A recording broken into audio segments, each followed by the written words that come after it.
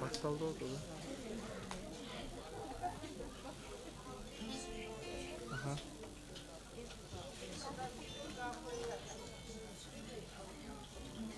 Aldına koysak hatta adamlar ayırdı. Kaçtı.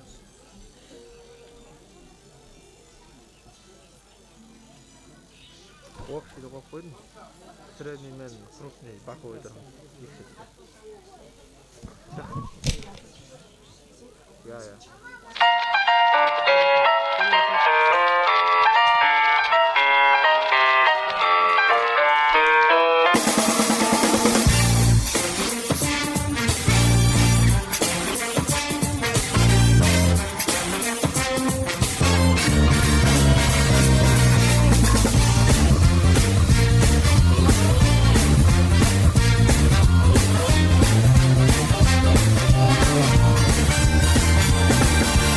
Бүгін әйел қыз-келіншекті ұлықтаймыз, нәзік жандарды әзілмен қаттықтаймыз. Келдекен бөліп қайғы, сізді де ұмытпаймыз. Мейрамдарыңмен де сіздерді құттықтаймыз.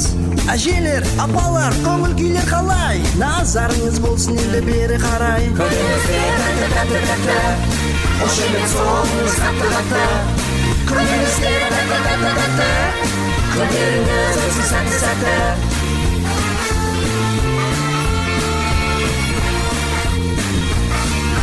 Мейлі шарлап жүрсек те біз қай елде, біліп ал әлемнің мәні әйелде. Дем алып концертте, күліңіз әр сәтте, жиналды сатираның көрермені әп сәтте. Әрине кетпесін қуаныш береке, шаттанайық қуанайық бүгін мереке. Күніңізде тәтті-тәтті, қошемет соңыңыз қатты-қатты. Күніңізде тәтті-тәтті, күндеріңіз өтсін сәтті-сәтті.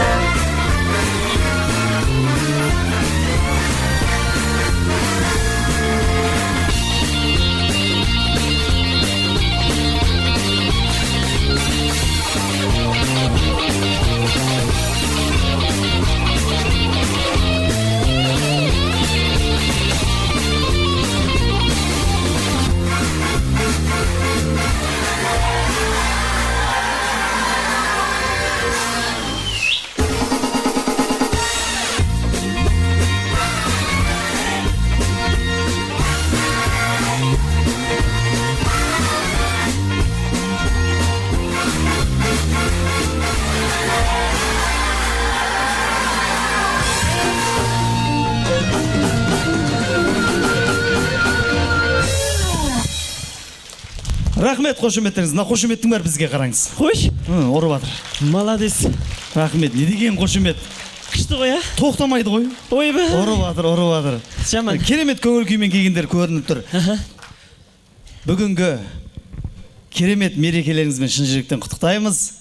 Осындай әдемі болып киініп, осындай бір жақсылыққа жиылып келіп отқан барша қыз-келіншектерге және де ер азаматтарға үлкен рахмет. Бір қошемет ұрып қойыңыздар. Бәрекелді. Жаны жайдарлы, жүрегінде жалыны жоғалмаған, жүрген жерінде жымиып жүретін жақсылар. Жағдайларыңыз жақсы ма? Жыдан кетті ғой дейме? Жақсы кетті. Жағдайлар жақсы сияқты. Ал, бүгінгі келіп жеткен мерекелеріңіз құтты болсын. Орман, өші. Не мереке? Ойбай, мұнан кімес? Жоқ, айналайын, не мереке? Украинаның Россияға деп отыр, не мереке? Не мереке? Украинаның азаматы ұқсап, Қазақстандасың ғой? Жоқ. Мереке ғой бүгін. ат бар ма? Не мереке? Бүгін екінші күн ғой, жұмыс күні ғой. Бар ма? Немелеріңе жетісіп мереке тойлап жатсыңдар сендер? Ойбай, жүгеу. Не айтпыз? Бүгін мереке. Есіңе түсті ма? Міне, сол 8 наурыз халықаралық қатындар мерекесі. Қатындар мерекесі екен ғой. қатындар деген не сен? Оның ішінде анаң да бар ғой. Қыз келіншектер, аналардың мерекесі демейсің ба дұрыстап? Жоқ, енді ана Шымкентскийге қатындар деген әдемі да, әйелдер деп тұра алмайсың ғой, қатындар деген. Дұрыс емес мынауың, дұрыстап құттықтау керек оны. Мақұл, онда ресми түрде өзіңіз бір құттықтаңызшы. Жоқ, мен құттықтайыншы. Өзі бір арнайы бір шумақ өлең жазып келгенем. Рұқсат па? Рұқсат па? Қатындар. Немене білемін ол? Еркек деген атым бар. Еркек тоқты құрбандық атам десеңдер атыңдар. Свет өшіріңдер, жатыңдар. Ұқтаңдар, құшақтасыңдар. Ау? Концертке шақырып алып ұйықтаңдар дегеніз? Концерт көреміз деп келіп отыр ғой бұлар. Ұйқас келіп қалды да, ұрып кете береді. Ұйқас кезінде ұра бересің бе сен? Жоқ, мақұл, өзіңіз ресми түрде құттықтаңызшы, құрсын. Құрметті аналар, құрметті ақ жаулықты аналар, керемет біздің биязыдай болған қарындастарымыз бен әпкелеріміз, бүгінгі келіп жеткен 8 наурыз халықаралық әйелдер күнімен шын жүректен, искренне дей ма? Шын жүректен сіздерді құттықтаймыз. Міне. Болады. Енді мен де сөйтіп құттықтайыншы дегем, просто мына коронавирус дегеннен ми ашып кетті ғой, Бұны да түсінуге болады, дұрыс па? Мына мерекені тойламағанымызға 3 жыл болыпты. Мынау 3-ші жыл зорға дегенде тойлап жеңілдетіп, О 2019-дан басталды, содан бүкіл тойдың бәрін жинастырдық. Ештеңе болған жоқ, бәріміз тығылып үйде жаттық. Масканың артында жүрдік. Сондай болдық қой. Арасында жаңағы неден қаштық анау? Вакцинадан қаштық. Оны сатып алғандар бар, осы жерде отырған төбеде қол көтеріп отыр. 5000-ға салдырдым ғой мен. Міне, көрдің бе? Сондай жағдай болды ғой. Сосын ми ашып кеткен да бұның да. Оны түсінуге болады. Бұл вирус. Көрдің бе? Вирус. Бұл вирус дегенде біз осы уақытқа дейін мән бермеген екенбіз. Бұл вирус деген нәрсеге. Бұл Қытайдың вирус ба? Бұл вирус деген бізде баяғыдан бар екен ғой. Новинки вирус келіп жатыр ма не сонда? Новинки несі? Жоқ, новидан вирус келіп жатыр ма? Не қандай вирус? Жоқ. Омикрон ба? Омикрон емес. Баяғыдан келе жатқан екен бізде. Оны біз мән бермегенбіз. Сөйтсек, ең алғашқы вирусты кім шығарған десей? Кім шығарған? Әйел адамдар шығарған. Қатындар ма? Қатындар ма деп ма? Әйелдер ма? Міне. Немене? Бұларды шығармайтын жоқ қой, тыныш жүрмей ма? Немене бәле деймін де? Ол вирус деген баяғыдан келе жатыр. Өзіміз мән бермейді екенбіз оған. Жоқ, не вирус? Айтыңызшы. Айтайын. Бәрі білгісі келіп отыр ғой өздері. Өздері шығарған, өздері оны білмейді. Не вирус? Өсек. Немене? Апаларым күліп отыр ғой, деп. Өсек. Ол үлкен вирус қой ол. Адамзатқа қауіп төндіріп тұрған үлкен вирус. Әсіресе қазаққа. Өсек. Мен қатынымды ауыра ма не сонда? Оны қатынға барып, шай ішіп отырып білуге болады оны. Әңгімеге тартып ше. Ауырмайды. Көрдің бе? Өте қиын. Өте қиын. Вирус демекші, осыдан 2 апта бұрын Шымкенттің төбесінде бір 2 вертолет ұшып жүрді. Сепкен дейді. Сепкен. Шашқан? Соны білмей отыр деп отыр ма халық? Бәрін біліп отыр. Аналар да соны алдадық деп отыр ма? Бәрін біліп отыр. Сөзіңізді растай кетейін. Менің астыңғы этажында Сәуле деген бар еді ғой. Сол септі ғой. 2 күннен кейін ауырды ғой. Сәуле өліп қала жаздады. Ол ма? Кішкентай ауырып өліп қала жаздады ғой. Өзі 3 күнде тұрды, кішкентай 1 апта ауырып өліп қала жаздады ғой. Әні. Сен доңда тұратын Сәуле ма? Ой, астыңғы этажындағы Сәуле ме ше? Қой. Ол Сәуле әлі тұрмысқа шықпаған қыз ғой. Қайтып кішкентай болады оның? Кім? Сәуленің. Не болып қалды? Сәуле туып алған ғой. Қойш. Сенің соседің Сәуле ма? Астыңғы этажында Сәуле. Байға шықпай, тұрмысқа шықпай, туып отырмай үйінде тұр. Кімнен десеңші, кімнен? Кімнен? Ана бойы ұзындау келген Ержан деген жігіт бар ғой, Четенашка дейтін. Содан туып алды ғой. Не жоқ десеңші. Ол мына өзіміздің Түркістанның қызы емес пе? Түркістанның қызы ғой. Ойбай, киелі жердің қызы деп оны. Ойбай, қарындасым дейтін ем ғой. Шымкентке келіп туып алып ойла. Өткенде үйге келсе подъездің алдында отыр, емізіп үй алмай ма ойла. Үйіне кіріп емізсе болады ғой деймін да. Не керегі бар деймін да. Келесі айдың 12-сінде тойға шақырып жатыр. 40-сына шақырып әрі 5-ге дейді. Ойбай, сорлы қай бетімен шақырып отыр. Босақ аттамай туып отыр. Оның зіңгекте 2 ағасы бар, қай қарап отыр? Оны қойыңшы, ағаларын қойып, әкесіне не жоқ десеңші. Ойбай, үйінен туып алып отыр. Үйінен метрикесі жоқ дейді. Метрикесін ішімге жасырмапты. Ол ма? Өткенде не ақша бөлінеді, үстінен қараймыз деп отыр ғой. Осы. Мына вируспен сен жаман қатты ауыратын сияқтысың ғой. Бұл мынаған хат шығып, әйелді шығарған, сен оны таратушысың ба, бір нәрсе сияқтысың сен? Бұл өсек емес. Көрдің ба? Бұның диагнозы екі құлақтан кіреді да, аузынан бұрқырап шығып кетеді ғой.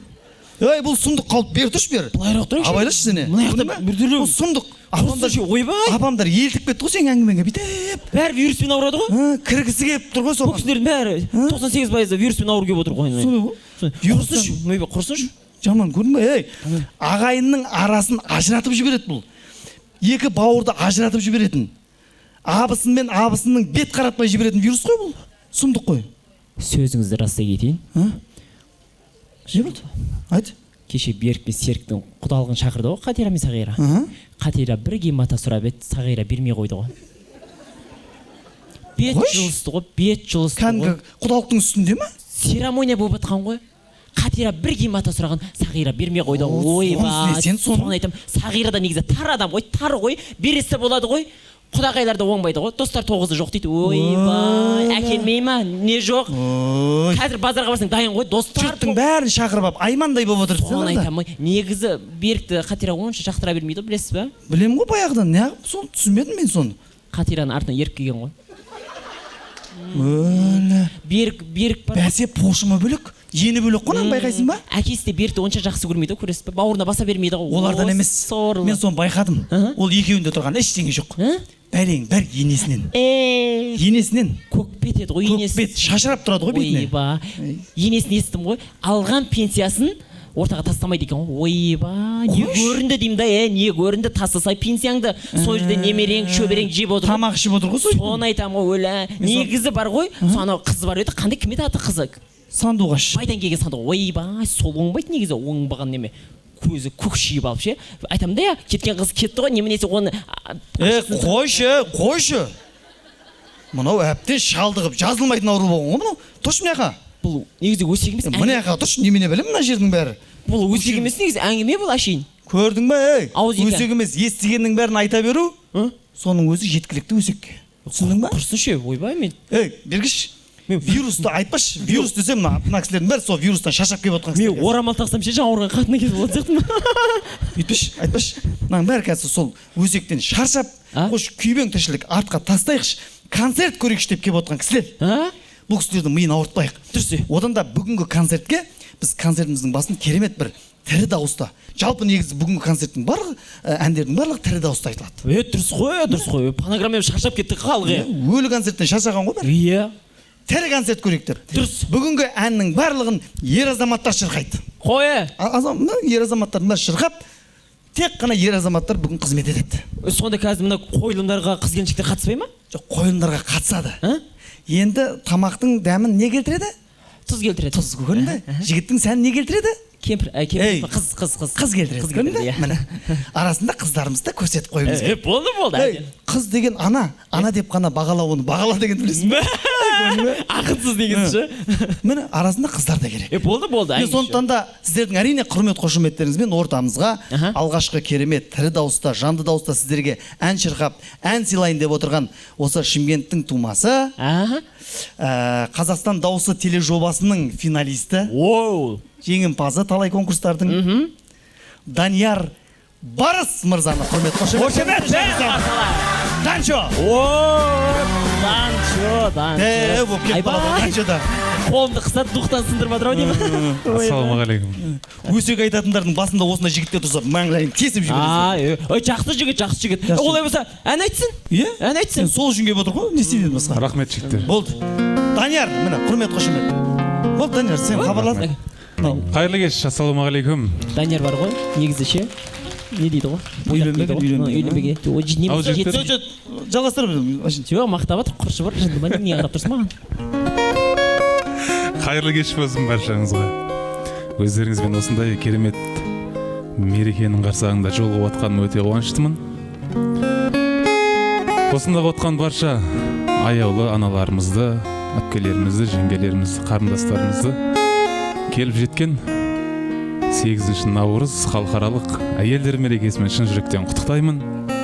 Жүздеріңізде күлкі болсын әрдайым, жадырап, жайнап, тек жақсылық көріп, ғұмырлы болып жүре беріңіздер.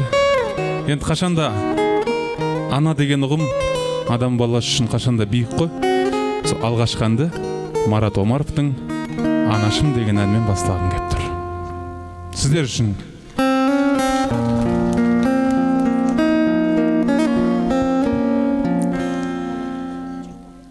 Шет жүрсем сағынарым, сағынсам жабығарым, анашым бір өзіңсің сағынарым.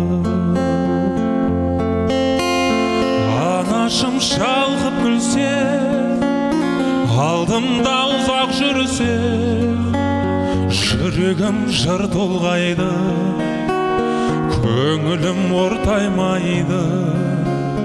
Анасы бар адамдар ешқашан қартаймайды. Жүрегім жыр толғайды, көңілім ортаймайды. Анасы бар адамдар ешқашан қартаймайды.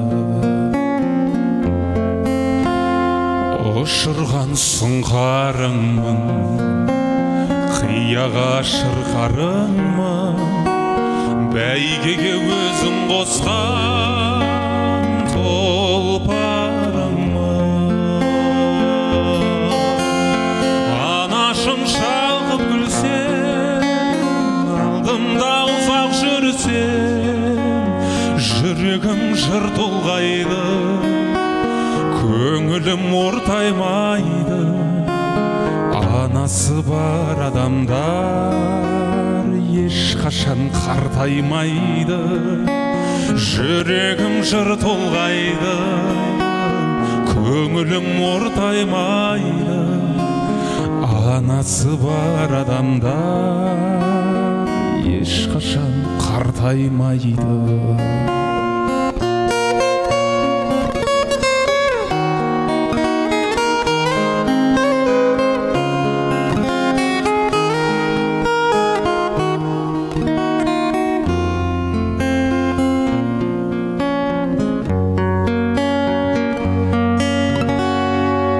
Қорғаным өзіңдеймін, жандауа сөзімдеймін. Анашым сен ойласам көз ілмеймін. Анашым шалқып күлсем, алдымда ұзақ жүрсем, жүрегім жыр толғайды, көңілім ортаймайды. Анасы бар адамдар ешқашан қартаймайды. Жүрегім жыр толғайды, көңілім ортаймайды. Анасы бар адамдар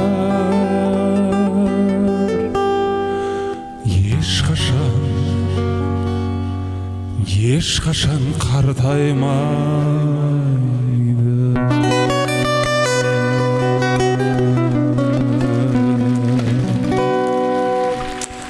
Рахмет.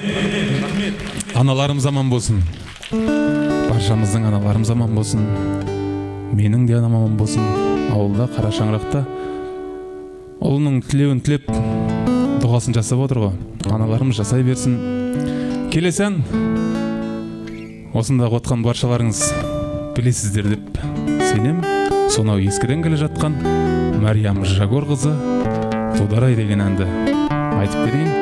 Араларыңызда ғашық жандар болса, сүйгендеріңізге сүрінбей жетіңіздер. Қол жеткізгендеріңіз бақытты, баянды ғұмыр кешіңіздер. Тударайсыздар.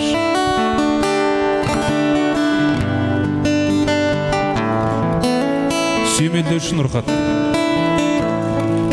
Республикамызға танымал гитарист. Мәриям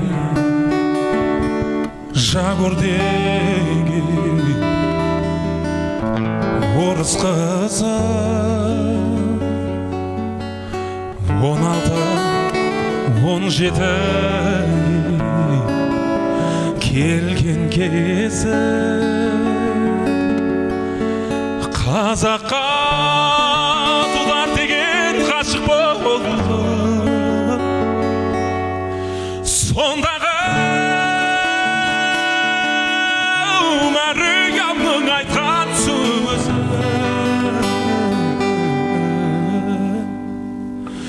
тудар тудым, бір сен үшін тудым, шіркін-ай тудар тудым.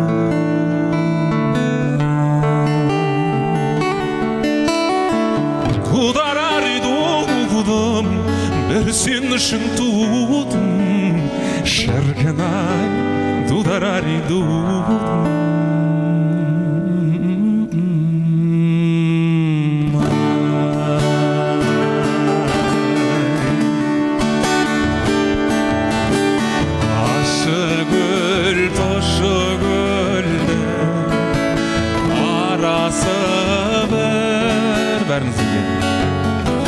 Басыңа кәмшат бөрі жарасып жүр.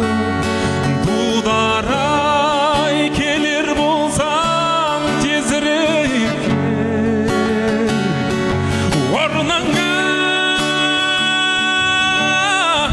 өңкей жаман таласып жүр.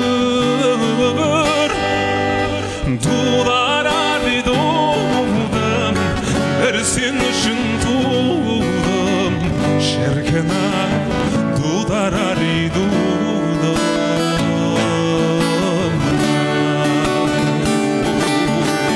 Тудар тудым, бір сен үшін тудым, шіркін-ай тудар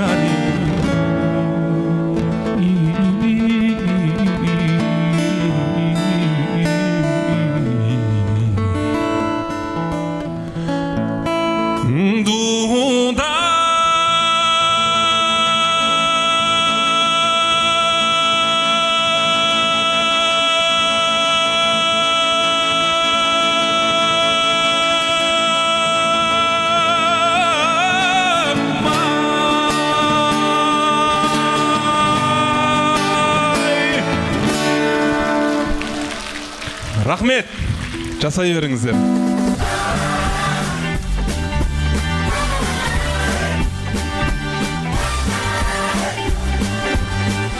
Қайырлы кеш.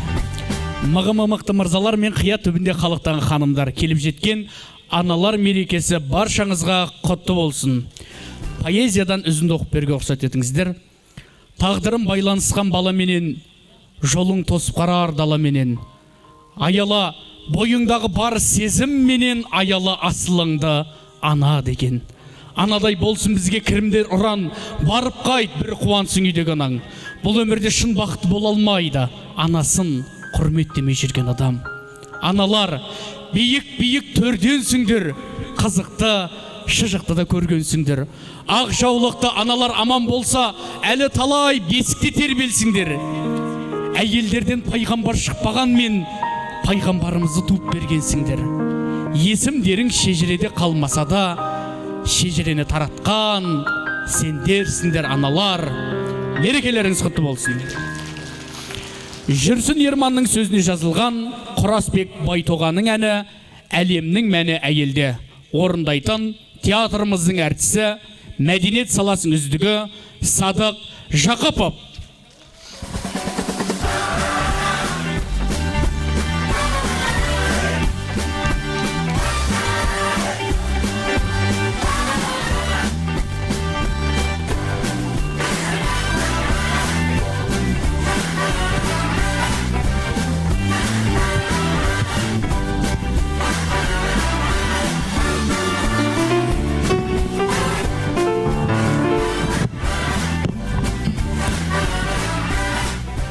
Құрметті бүгінгі үлкен аналар,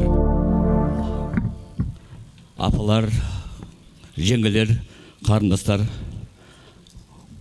барлықтарыңызды мереке құтты болсын. Мынау Жүрсін ағамыздың бір әдемі әні бар, аналар туралы, осыны қабыл алыңыздар. Мереке құтты болсын.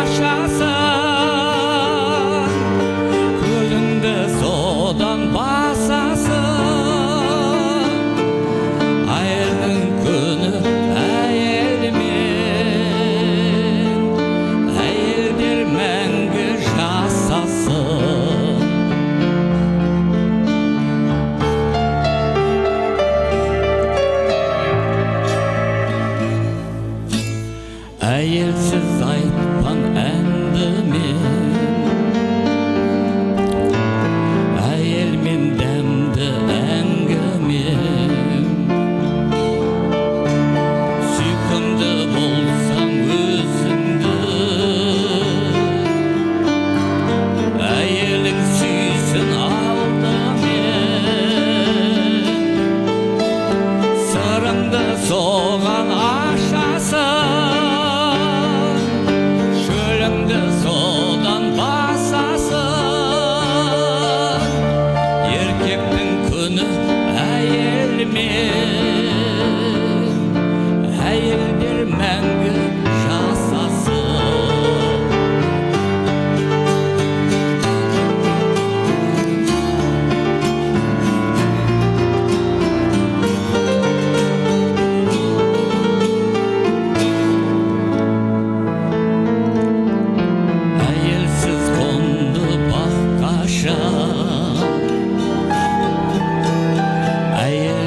Түстік отқасан, әлемнің тілін таппайсың. Әйелдің тілін алмасан, сырыңды соған ашасың. Шөліңді содан басасың. Еркектің күні әйелмен, әйелдер мәңгі жасасын.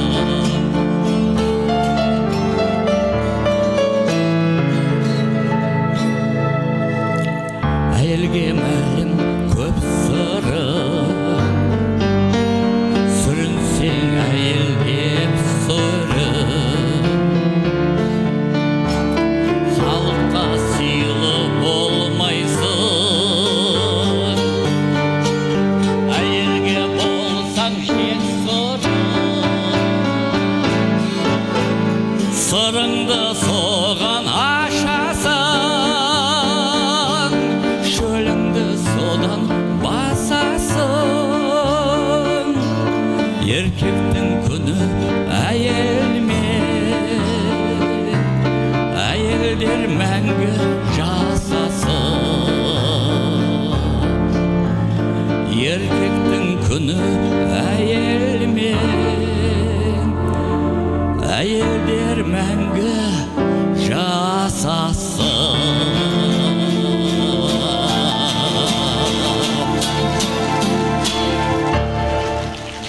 Мерекелеріңіз құтты болсын тағы.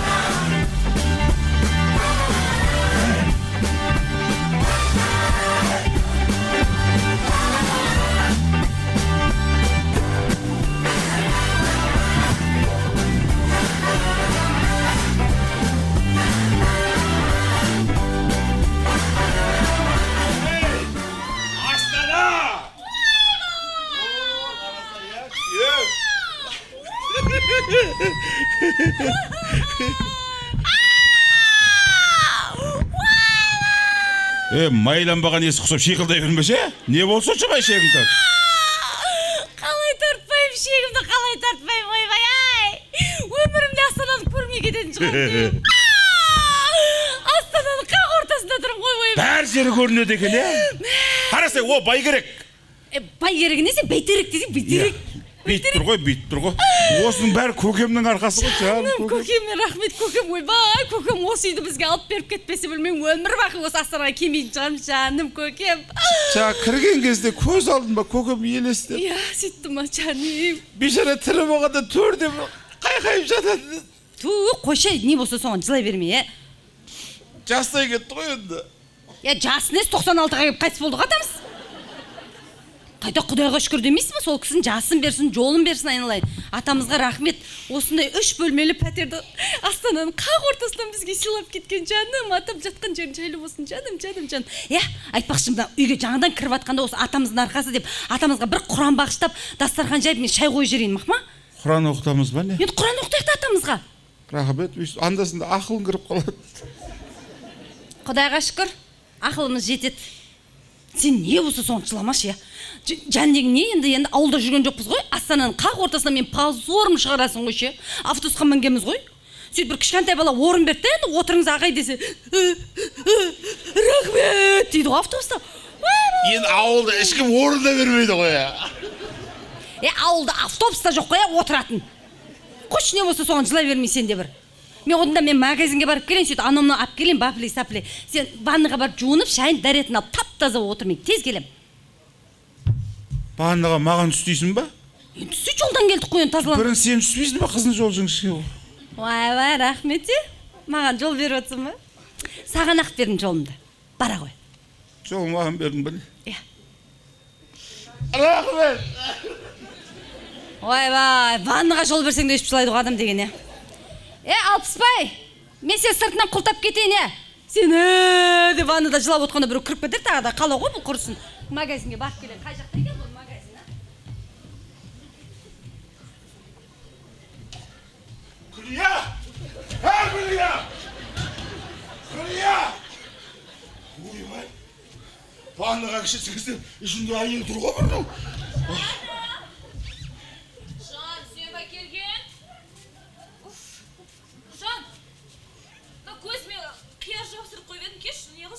Байлап беш болтысып қалады.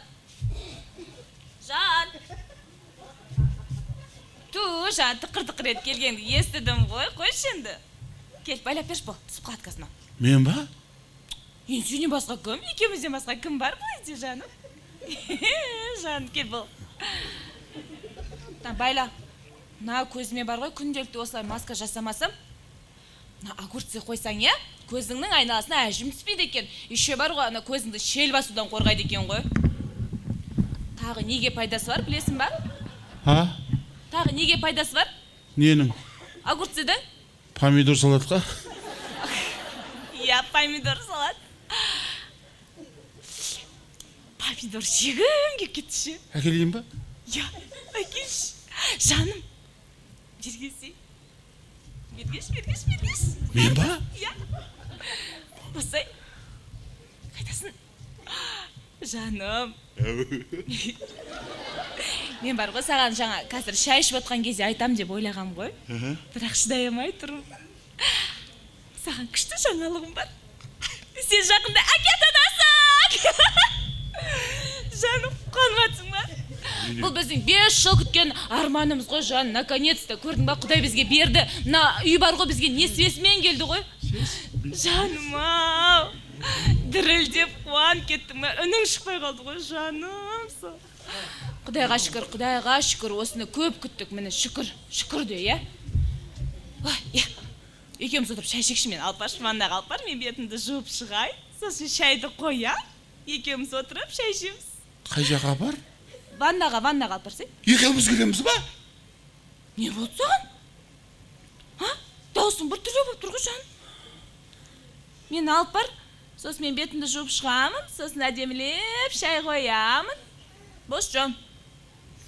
Так, аяғым ауыр, қазір бір жерге соғысып қалсам қайтесің,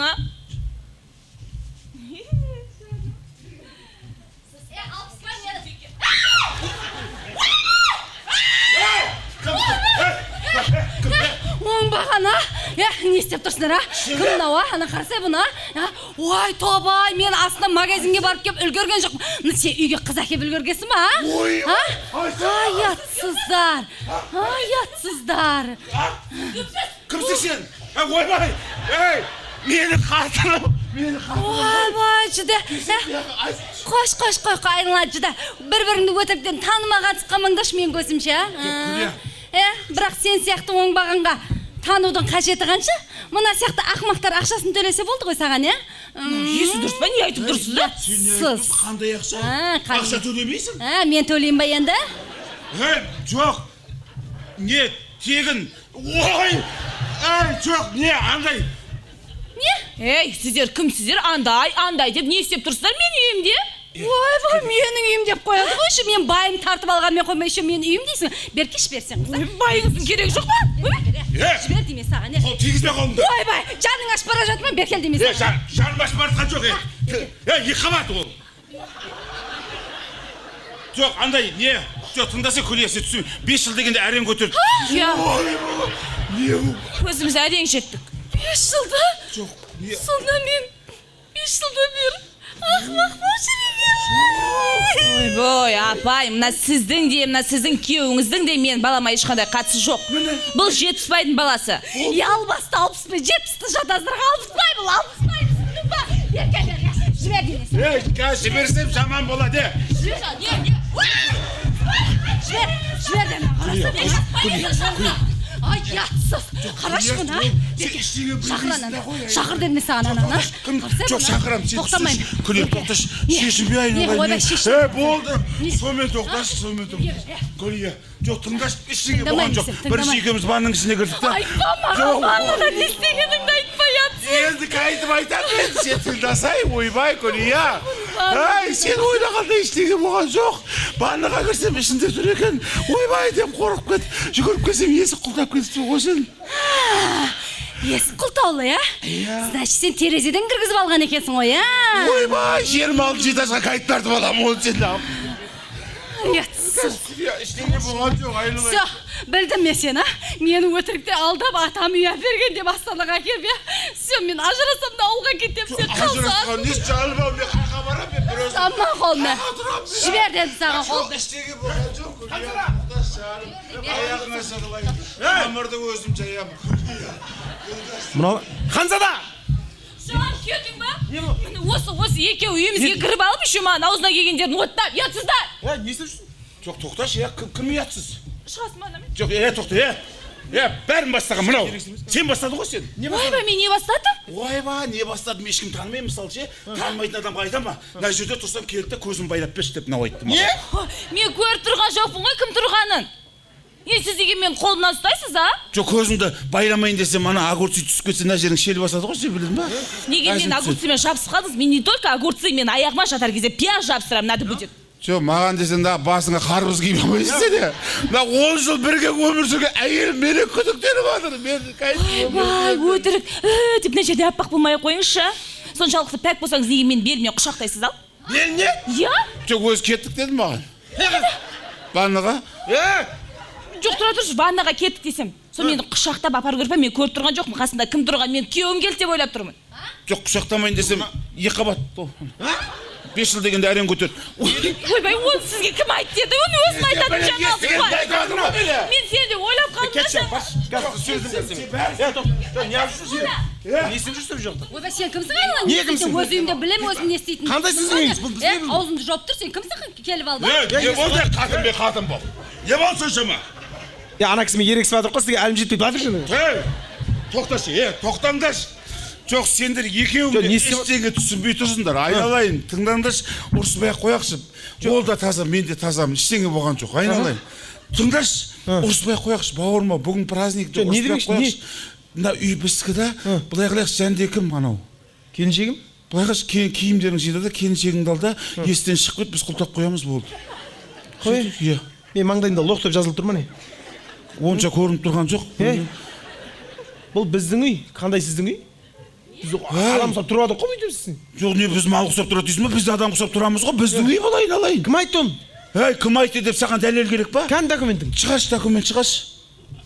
шығар. Шынында ма? Өзі тұрып жатқан үй. Мен документ болғанда сонда ғой әлі дайын болған жоқ. Атамыз анау қол қоямын деп доверенностьқа үлгермей қайтыс болып кетті ғой шынында. Иә. Шынында ма? Кән? Жоқ, ауылда. Сонда тұр. Ауылда болса ауылға барып тұрыңыз. Жоқ, тоқтаса енді документ ауылда. Сөйтіп біздің атымызға аударайын деп көкем қол қояйын деп жүрді. Көкем қайтыс болып кетті, қол қоя алмай қалды.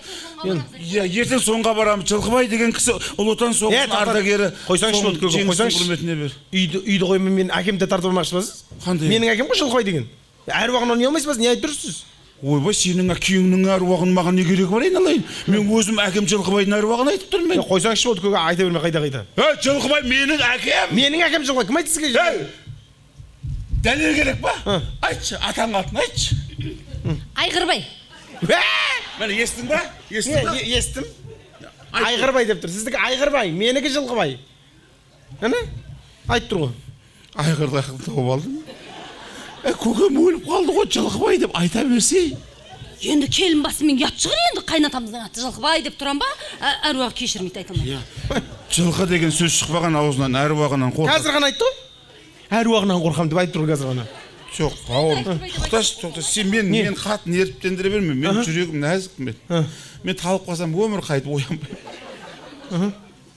Мен әрбір көз жасым қымбат тұрады, білесің ба сен? Не айтып тұрсың? Жоқ, мен әкем Жылқыбай деген көкем тоқташы, ұлы отан соғыс ардагерді. Соған мына жеңісті құрметіне. Жеңісті құрметіне. Не дейді? Ай, бір. Менің қайнатам бар, қайнатам. Сол өзі 60-қа келгенде зорға тапқанда Алпысбай деген жалғыз баласына осы үйді оформить етем, андай немен доверенностьпен жазып кетем деп тұрғанда өлді де қайтыс болып кетті. Мына кісінің аты Алпысбай ма сонда? Алпысбай көкең аты. Сіздің атыңыз Алпысбай ма? Енді де 15 бай деп бәлеге. Жоқ, дұрыс қой. Ой, жылай бер. Тоқтаңыз. Бұл кісінің анасының аты Әнипа, иә? Сіздің атыңыз Күлия. 4 бала жағыңыз бар, иә? 5-ші қыз. Еркемай деген қызыңыз бар ғой, иә? Сондай ма? Мынау қайдан біледі, көрдің ба, мыналар бізді ауылдан бері аңдып келе жатқан аферист екен. Жоқ, сен жылай берме. Аңдып келе жатқан. Сөйлес. Не болды? Жоқ. Сіз менің ағамыз ғой, жетіп ұстаймын ғой. Басынан түсіндіріп айт. Мен әкем не істейтін қақытын білесіз. Жоқ, әкеңіз ай сайын айына бір рет кетіп қалатын бе еді? Ұсталдың ба сөзінде, мен әкем үйден шықпаған, естің ба? Пенсиясын аған сайын таппай қалады. Міне! Атамызды. Міне! Өгізде әскерде бірге болған палшандарым палшанға кетті дейді тұғын. Міне ұсталдыңыз. Палшан деген Балжан ғой, менің анам ғой. Балжан. Палшан емес, Балжан. Сен кімсің? Мен Балжаннан туылған баламын ғой. Мен де Жылқыбайдың баласымын ғой. Иә? Ой. Иә? Құры! Өтірік айтпа! Мен сен күліп қарағанға алдап қалады деп ойлап тұрсыз ба сен? Мен әке шешемден менен басқа ешкім жоқ, мен жалғызбын. Мен бейшара бір өзім өскенмін. Ауылда 70-ларда таяжып өскенмін. Мына қатынымнан басқа ешкім жоқ қой. Жоқ, жеңше, мен түсіндірейінші мен сізге. Менің анам бар ғой, соңғы рет әкем келген кезінде бар ғой. Анам айтты, мына екеуін таныстырса, 2 балаң деді. Балжан ба? Иә. Балжан ба деп атын айтып берсеңізші, ол кісі енеңіз болады сіздің. Айжан ба? Иә. Сол кезде жаңа кім нағып жатыр да? Әкем, момын еді ғой атаңыз. Айғырбай? Иә. Сөйтіп, таныстырам деп кеткен. Сол күй кетіп қалды ғой. Қайтыс болып кетті ғой. Таныстырамай қалды ғой. Мәлгім болды ғой. Алпысбай. Но сен туған бауырың екен. Атың кім? 70 келгенде туылғам ғой аты. Жылқыбайдансыз ба? Собственный ғой. Көкем өліп қалды.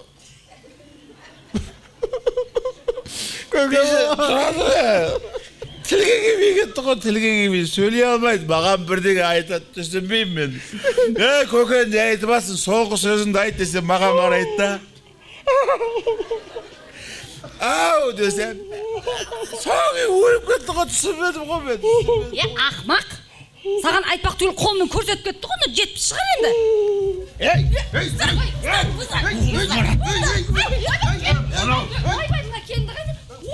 Жоқ, мына қатын кім? Огурцы болған берген. Қатынға шамат тамам келмейді дейсің ба? Ойбай, Қатынға шыным десе екінші қатын қыма болам мен сен. Ойбай, келін екен, ойбай, ят болды ғой. Сіз басыңыз істемей қалып аға, я? Қазір ғана мен сөйлесіп тұрып көріп тұрсыз ғой? Мен келіншегім, қайнағаң. Қайнаға? Айтатын ғой, Алпысбай деген ағам бар менің, айтамай кет, таныстырамай кетті деп. Сол кісі, сәлем сал.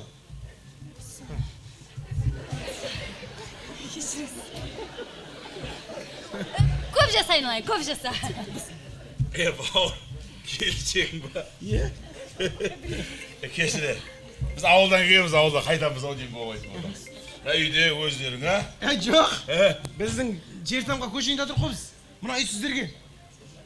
Бауыр, мен ауылда қара шаңырақта тұрам, бұл үйде келін екеуің тұрасыңдар, болды. Болды, рахмет ағамда. Онда үйге шай ішіп алыңыздар. Жоқ, бірақ бе жағынан берім келмей тұр ғой мына үйді. Квартиранты жалтаймыз ба? Сөйтейік ондаға. 40 теңге. Қоша қақтың квартиранды өзіміз Астанаға зорға жеткенде. Бір атадан екеуміз ғой, бәріміз бірге тұра берейікші осы үйде. Бір бөлмеңіз үйде. Ауылдан 5 бала шағымдап келе бердік.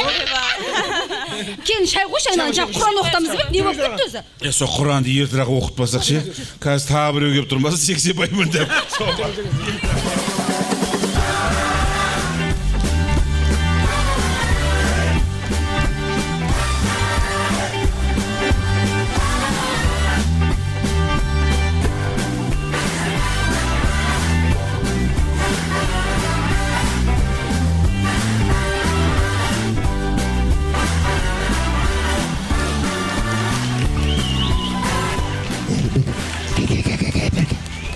Қалайсыздар, жағдайыңыз ба?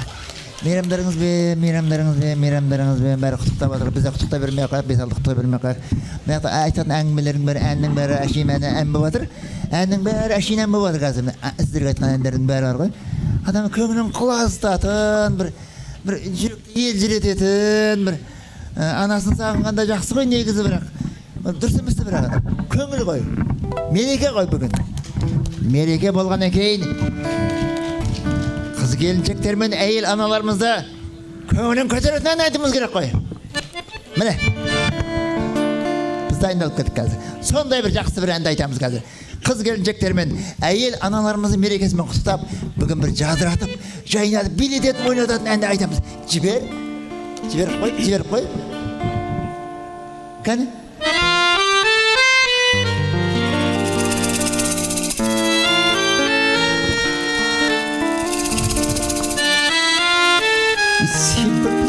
Айттым ғой жаңа.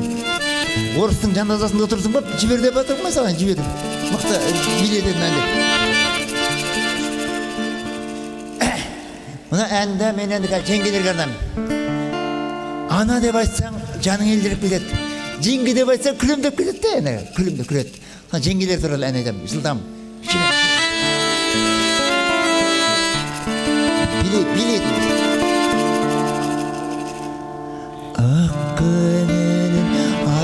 Sebede ağalardım şarı jengeler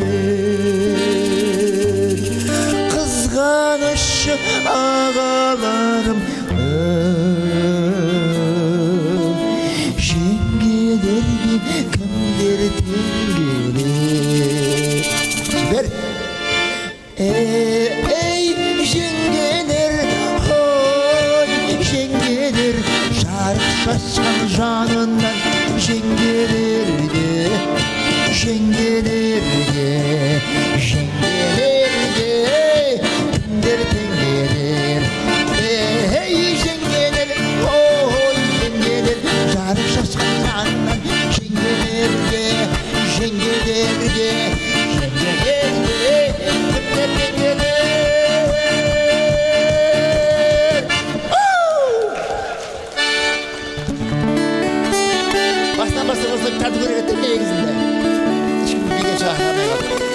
Қадірлі қымбат қыз келіншектер, аналардың ойларын бөліп тұрмыз. Енді біздің кезімізде, өзіміздің кезімізде айтқан жас кезімізде бір билететін, біз де білеміз, шетелдің әнін біз де білеміз, Құдай қаласа. шетелдің бір әндерімен билеп бір жігіттер қыздарды билеге шақырсын мерекесінде бүгін құттықтап шетелдің әні жаңағы Латын Америка ма Индия ма білмейміз оны біз оны кезінде айтқан жоқпыз жүріп қалған қау деп жылдам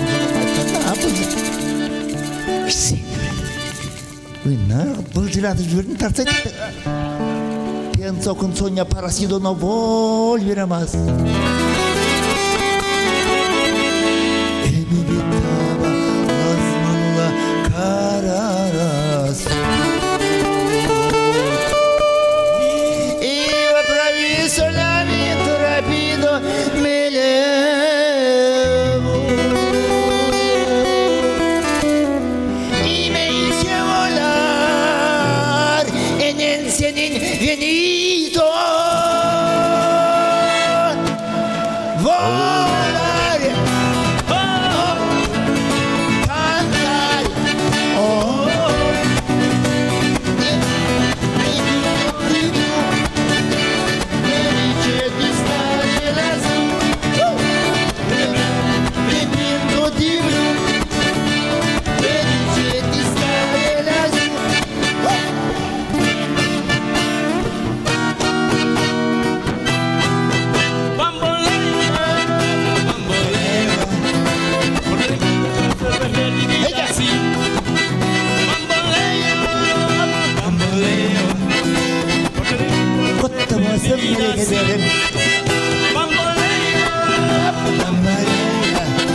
Sekizinci Mart'ların kutlaması.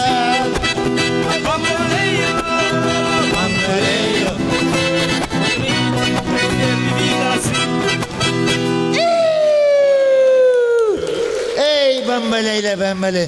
Bambaleyla dedin kime de? Hatırlıyor musun? Merekelerin kutlaması. Şamaldımız köngüllerimizde көтеріп қойып деді де аналар бәрі бізге айтып тұр бізге айтып Жүсіп Ақшора қошеметтеп қойсаңыздар бәрекелді. Ал құрметті достар, құрметті көрермендер, мерекелік көңіл күйлерін қалай бір қол соғып қошеметтен білдіріп қойыңыздар. Ай күшті отыр екенсіздер ғой. Бұл аналардың жалпы қыздарға Алла тағала керемет кезді мереке қылып қойған ғой. Еркекке бір дұрыс мереке бұйырмаған. 7 май дейді да, күн бір әше болатын кез ғой. Бүкіл 9 майда шығасында ұстолбының көлеңкісінде тұрып, сонымен бітеді ғой. Бір кептер жат, шар жат, сонымен бітеді. Түк қадір жоқ та. Бүгін енді біздің сырттан келген қонақтарымыздан көріп, біздің театрымыздың қыздарын көрсең, айналайын ай. Бір гүлдің арасында жүрген болатын сияқтысың ғой. Мынау енді жаңа мереке құтты болсын десек, қыздар өзіне өз шапалақ ұрып жатыр да. Дегенмен де мына жерде қаншама ер кісілер отыр ғой. Қыздардың шапалақ емес. Құрметті ағалар, құрметті бауырлар, осы жердегі мына ақ жаулықты аналарымыздың, әпке, жеңгелеріміздің, қарындас келіндеріміздің мерекесі шын жүректен құтты болсын деп, еркекше бір шапалақ ұрып қояқшы кәнекей. Көрдің ба, еркектердің шапалағы әдем болады да, әш емес та, түк деп. Әйелдер қой шәң кетті оны.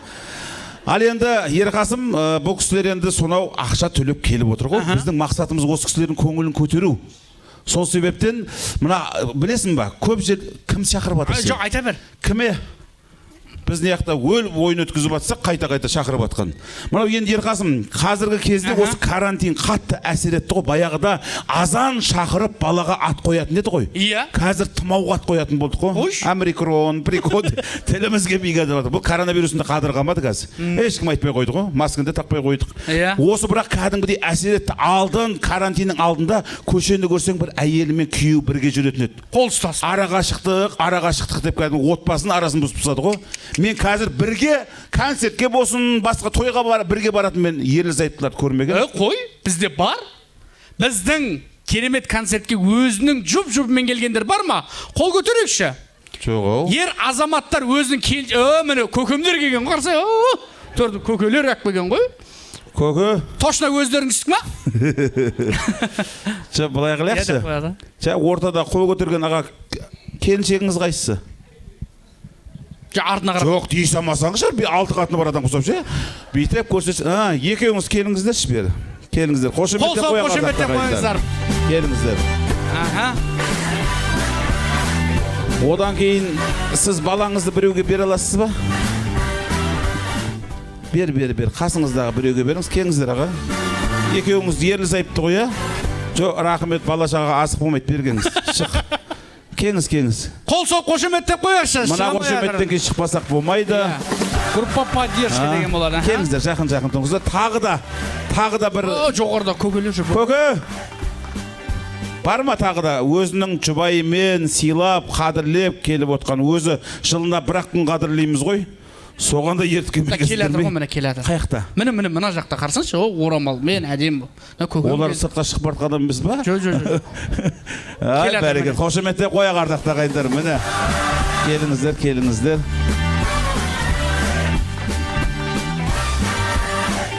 Келіншегіңізді ертіп келіңіз, келіншегіңізді. Саламатсыздар. Ассалаумағалейкум, көке. Рахмет. Мынау сахнаға шығып атсыздар. Ассалаумағалейкум. Есімде жақын тұрайық, бір замендегі футболист құсап алысқа тұрып қалғымыз. Есіміңіз? Нұрбек. Нұрбектің үйіндегі жеңгей? Бақытгүл. Сіздің есіміңіз, көке? Асқанбек. Сіздің есіміңіз? Асия. Мереке құтты болсын, Асия женше. Сіздің есіміңіз? Умид. Сіздікі? Перизат. Өзбек. Ассалаумағалейкум. Құтты болсын мереке жеңшемнің. Дұрыс, мынандай қазақша концертке келіп отқандарыңызға қуанып отырмыз. Қазақтың концертіне қазақта келе алмаймыз ғой. Бірақ енді біздің тіліміз келеді ғой, енді қазір сіздердің құрметтеріңізге өлең айтып береміз. Енді менің бошқаларда ішім жоқ дегендерді орайда тұрмыз ғой. Мына Құдай қаласа, енді ағалар қош келіпсіздер. Сахна деген киелі ғой. Сахна деген киелі. Енді өздеріңіздің жұбайларыңызбенен концертке келіпсіздер. Бұл енді өздеріңіздің өмірлік жарларыңызға деген құрмет, аға, сөздің шыны керек. Сол себептен қазір мына жерде бір кішігірім өздеріңіздің жұбайларыңызға деген сезімдеріңіздің шынайлығын осы жерде көрейін деп отырмыз. Құдай қаласа. Ана қағаздан бір-біреуден ұсын... бір-біреуден ұсын... Мына 4 кісін сәл артқа жіберейік. Енді... Міне көке? Тұра берсін сахнада. Осы жақатаман, неқа тұра қойыңыз, аға неқа тұра қойыңыздар. Ал енді Үмитжан, қазақша оқи береміз ғой, или аударайын ба? На ішінен бір қағазды алыңыз. Енді үміт бергел. Оқымай тұрыңыз, үмітім сенде, үміт. Мынау біреулер алып қаша салады, біреулер шын сүйет, Алланың әмірімен, жүректің қалауымен қосылады. Екеуіңізге қарасам, бір Алланың әмірімен қосылған жан сияқты көрініп тұрсыздар. Солай ғой, а? Құдай қаласа, иә. Құдай қаласа деп, біздің қазақта Құдай қаласа деп тоқалалатындар айтады ғой. Дұрыс. Бүгінгі көңіліміз әйтеуір өзбек ағайындармен өтіп жатыр, палау жегенбіз ғой. Енді мына жерде ғашықтық хат деп тұр. Осы жердегі өлеңді, өлең емес, қара сөз. Осыны астынан бір әдем музыка береміз. Тізелеп отырасыз ба? Көкірегіңізге қолыңызды қойып айтасыз ба? Мына енді келінге қарап жеткізуіңіз керек қой. Түсіндіңіз ғой, а? Жалпы түсініп алдыңыз ба? Мына парақтың астын бүйтіп қайырып жүрсеңіз, өзіңізге жайлы болады. Тоқтайтын жерде тоқтатасыз. Тоқтайтын жерде өзім тоқтатамын. Микрофонды бер. Дайынсыз ғой, а? Музыка кеттік. Сіз мына жерде әдемі болып тұрыңыз. Иә. Қосылып тұр. Иә, осыны оқисыз ғой. Бүйтіп жеткізіп оқыңыз да. Қалам алып, жыр жазам парақпенен деп. Ғашықтық хат. Қалам алып, жыр жазам парақпенен. Шашымны мен қайырып тарақпенен. Өткен сайын әр жылын жасырасын. Сүйесініп өзіңе мен қарап келем. Ей, бәрекелді, қошеметтеп қояқ. Жыл өткен сайын жасарасың, сүйсініп мен өзіңе қарап келем дейді. Арғырай оқы. Мың жігіттің арманы болған жібек жаным. Қалауыңды айтшы төлегеніңе. Төлеген өзбек болған ба? Жақсы. Қалауыңды айтшы төлегеніңе дейді. Айта алмасаң таңдауыңды, мен айтайын қалауыңды. Мен саған қыстан тоңбай шықсаң деп шуба алып беремін. Шапала құрып қояқ. Қыстан тоңбай шық деп шуба алып берем дейді. Астына Toyota 70. Ойбай, қошемет. Анаға су беріңдер, жүрегі жарылып кетпес. 2 қабат үй соғып беремін. Қошемет деп қояқшы. Бұған Не дейсің жаным? не дейсің жаным дейді. Ризасыз ба? Ризамын. Егерде осы тірліктің ары қарай оқшы, мынау қыз қылып баратыр ғой. Аха. Не деген? Егерде осы айтқандарымды орындасам, Орындайсың ба? Дұрыс, орындасам, аха. менің де бір арманымды орындайсың ба? Тұра тұр енді. Орындайсың ба? Смотри, что. Жоқ, не смотри, сен давай, скажи, бер қара. Toyota 70-ка, 2 этаж үй. Ойбай, шуба берем деп тұр. Жоқ, алып берген жоқ, аперем деп тұр ғой. Сіз де оның бір арманын орындайтын шығарсыз, иә? Иә. Оқыш, арманыңды айтшы. Точно оқимын. Оқы. Менің арманым тоқал алып бересің ба? Ей, бәрекелді, қошемет. Бұяқ уәдесін бердік, бұяқ тірілдеп әрең оқыды. Арманыңа жет, жаным, арманыңа жет. Ауыр сөз, е? Сол үшін маған айттым ғой, Құдай қаласа деп. О, біледі, е? Ойбай, молодец. Қошемет деп қояқ, кәні Үміт бауырымызға. Жұбайыңыздың қасына неқа кеп тұра қойыңыздар, Үмітжан, неқа кеп тұра қойыңыздар. Көке, кесеңізші бір. Ескірмеген махаббат бар шығар. Бәлде қағаз аптыса, я? Аха, на, алыңыз көке. Ал, жеңше кесеңізші. Айналайын-ай. Бұл қазақтың біраз жеңшелеріміз тек шешең деген сөзді естіп өсіп келер ғой енді. Бүгін бір көкемнің боқтаусыз бір жүректен шыққан сөзін көрейікші көке. Асын қайырып алақ көке. Кедергі жасамасын деп атырым да. Ал көке, түсіндіңіз қоя, музыка жібереміз. Көкемнің жеңшеме деген сезімі. Ғашықтыққа дейді. Жаным, бүгін мерекеңмен сенің шын жүректен құттықтаймын. Әлемде 7 керемет болса, сен менің 8-ші кереметімсің. Шапала құрып қояқ, 8-ші кереметім дейді мені Құдай қаласа. Бүгіннен бастап сені өмірімнің соңына дейін алақаныма салып өтемін. Шапала құрып қояқ қошемет деп. Не деген сөз, айналайын-ау. Мен сені бағалаймын. Бағаламай шешеңнен шешеңнен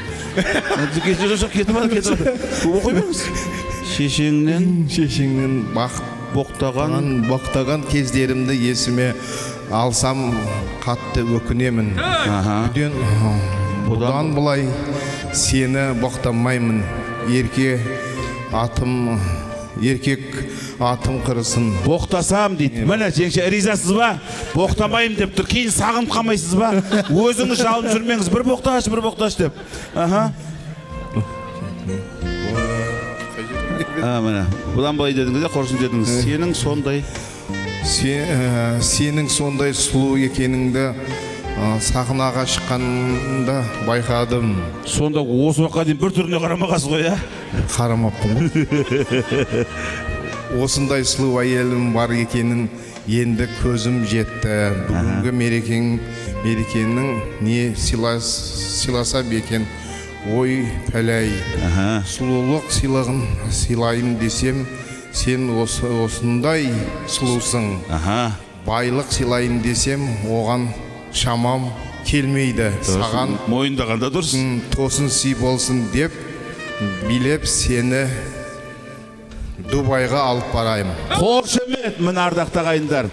Шешең деген сөзді тоқтаттым, боқтасам еркек атым құрыдысын дедіңіз. Көке, Дубайға деп тұр, сақына киелі. Мына жерде екі сөйлеген еркек, Найтуян дегенді білесіз ба? Құда қаласа апарамыз неге? Бәрекелді. Қошемет деп қояқ, көкеме қошемет деп қояқ. Жеңшем қасына тұра беріңіз, жеңшем қасына. Ал, кел жақыды. Деп қояды ғой. Кәні, қаға. Әпке де қатырыңыз, Кәні, ашамыз. Не дейді екен, көке, көрейік та. Бұл жерде шынайы жазылған арнайы бір үлкен бір имам кісіге жаздырып алғанбыз. Айта беріңіз, ал. Жай музыка дәуке. О, деп бастаңыз. О, менің күйреу қатыным. Охо, түріктен басталды оны. Балдарымның анасы, менің өмірлік жарым, алтыным, күмісім, бриллиантым. Шапалап қояқ осы жерде тұра тұрыңыз. Міне алтыным, күмісім, бриллиантым. Мен сені алысқа қыдыртайын десем, шаршайсың деп ойлаймын. Сол себептен Қазақстанның ең керемет жерлерін аралатсам қалай қарайсың? Бәрекелді. Қазақстанның керемет жерлерін аралатсам қалай қарайсыз дейді. Өте жақсы қараймын. Шапалақ ұрып қояқ, бұл да сабырлы екен. Ал, ары қарай.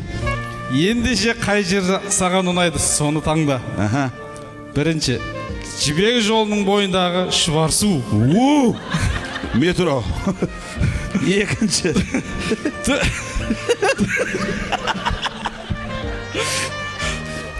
Екінші депті. Төрттілігі сай Төрткүл.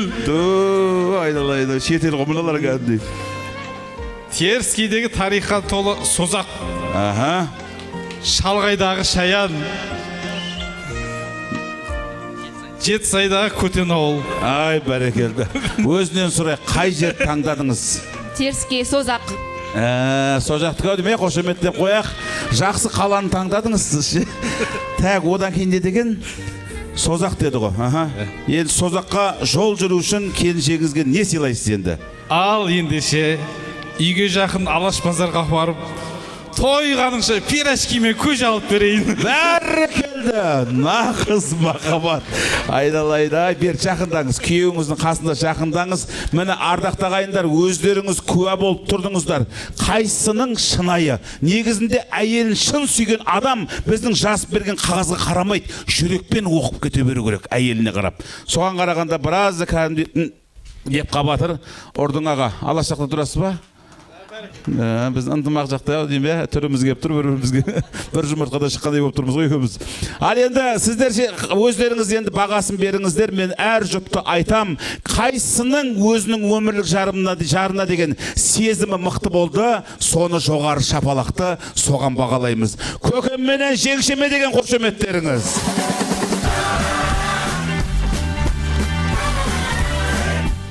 Атын үмітпенен келінге деген қошеметтеріңіз тоқала білім деді. Оған еркектер ғана шапалақ ұратын нәрсе. Міне айналайын, келіншегі Созақты қалады. Қатты қуанған күйеуі Алаштан пирожки әперем деген жұпқа бір қошемет болсын. Бәрекелді әкелер Қасым. Міне ағалар, құрметті жеңгелер, мынау енді елде жоқ. Ел дегеніміз біздің Алаш базар ғой. Алаш базарда да жоқ. Мынау гүл, жеңеше, сабын екен. Банының ішінде тұрады екен, анадан сындырып алып жуа береді екенсін, жарайтын мерзім уақыты 3 жыл екен. Қайтып өзіміз 1700-ден алдық. Сатам десеңдер 2000-нан аламыз. Құдай қаласа. Мерекелеріңіз құтты болсын. Әрбір отбасыға Алланың бақытын тілейміз. Қошемет деп шығарып салайық. Шайғаса қойыңыздар ғана кейін. Ал енді кезекті театрымыздың өнерпаздарына береміз. Жақсылап көңіл көтеріп отырайық ғана кейін.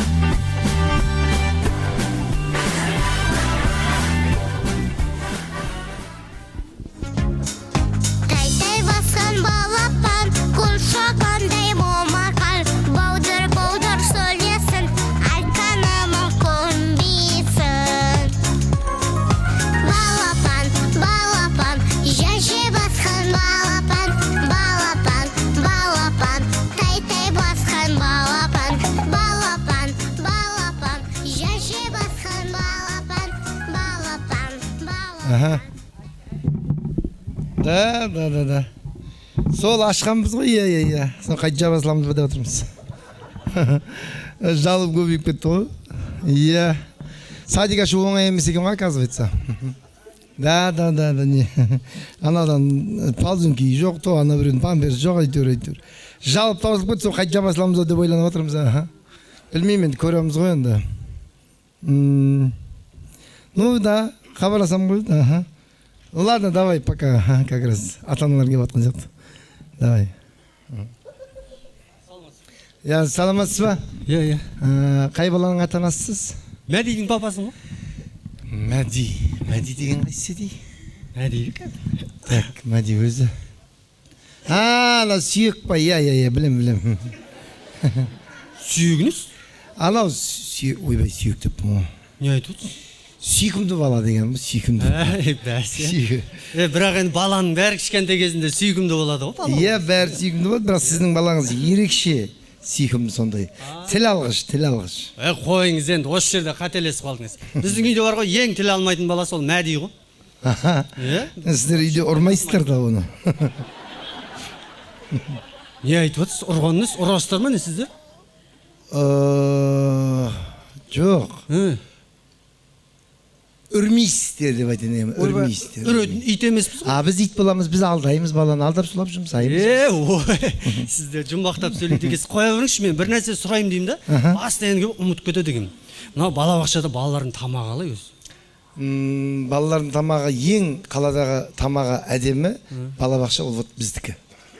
Даже мына стройкадегілер келіп ішіп кетеді бізден. Тамағымыз керемет, дәмді дейсіз да. Біздің бала осы садикке келген күннен бастап ет алама дейміз. Наоборот, күннен күнге азып бара жатыр ғой. Соған қарағанда тамақтарыңыздың құнары жоқ болып тұр ғой. Қатырасыз сізде құнары жоқ. Құнары жоқ болса мен осындай боламын ба? Қызықсыз сізде.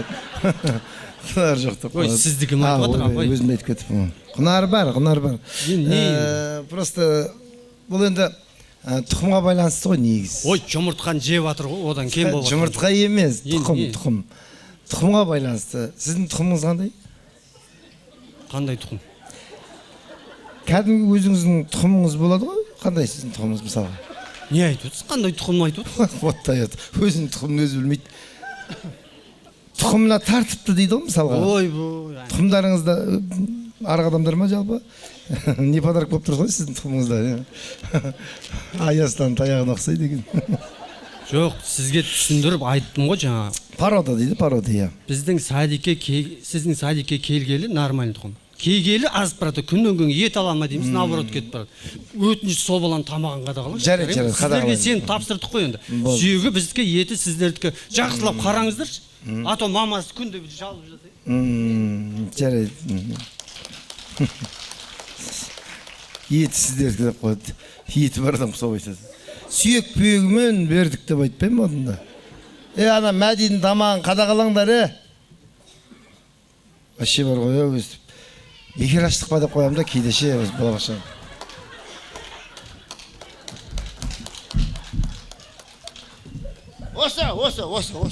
Осы. Жоқ деп айтсаң жаныңыз шығар. Зомбилер кіріп кеткен ба не? Саламатсыз ба? Сіз біздің ең сүйікті тәрбиешісімізсіңіз. Семья қоя сал.